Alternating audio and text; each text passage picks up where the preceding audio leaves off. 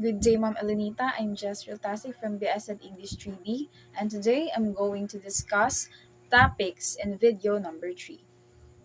So, first topic is cultural studies. So, cultural studies is a politically engaged post-disciplinary academic field that explores the dynamics of especially contemporary culture, including the politics of popular culture and its social and historical foundations. So, cultural studies researchers generally investigate how cultural practices relate to a wider systems of power associated with or operating through social phenomena. So the field of cultural studies encompasses a range of theoretical and methodological perspectives and practices. Although distinct from the discipline of cultural anthropology and the interdisciplinary field of ethnic studies, cultural studies draws upon and has contributed of each of these fields.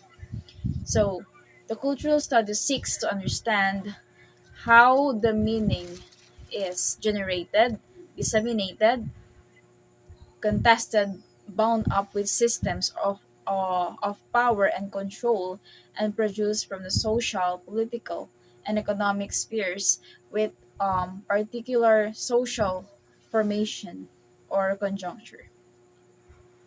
So next is um, biographical criticism. So, biographical criticism argues that the life of the author provides some insights into the meaning of literary work. Historical criticism looks at the historical context in which the work was produced, including the social, cultural, and um, intellectual of the time.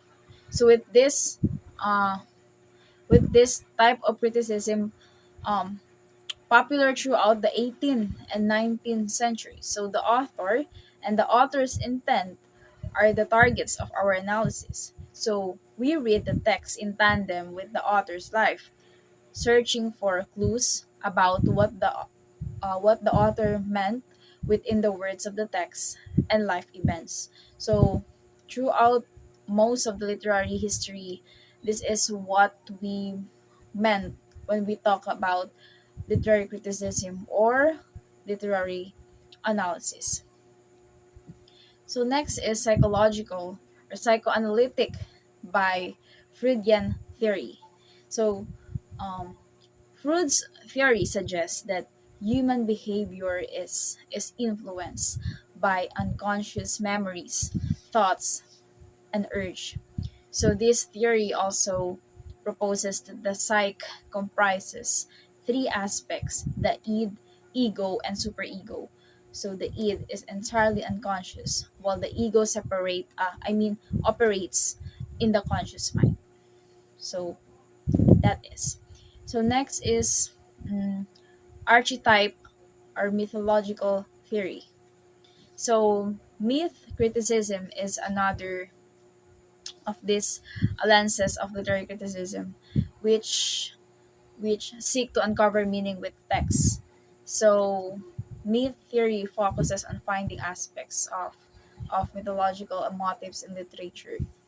A myth critic will posit the myths and a part of our collective cultural consciousness, and similar themes will appear in all stories. So these common images and behaviors are called archetypes. So number five is reader response. When we say reader response criticism is a school of literary theory that focuses on the reader or audience and their experience of literary work, in contrast to other schools and theories that focus on attention primarily on the author or the content and form of the work. So reader response theory recognizes the reader as an active agent who imparts real existence to the work and completes its meaning through interpretation.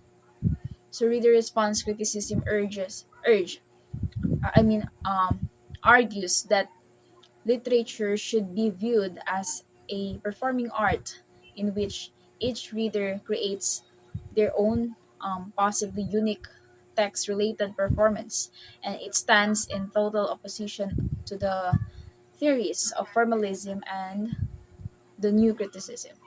So for the last topic is eco criticism. When we say eco criticism, it is the interdisciplinary study of connections between the literature and environment. It draws on contributions from natural scientists, writers, literary critics, anthropologists, and historians in examining the differences between nature and its cultural construction. So, eco criticism can be widely encompassing with few characteristics in common between works, aside from a, a concerted interest in environmentalism. So, a key aim of critical study is to contribute to the efforts to drastically improve humanity's relationship with natural world with the natural world. So that's all for the video number 3.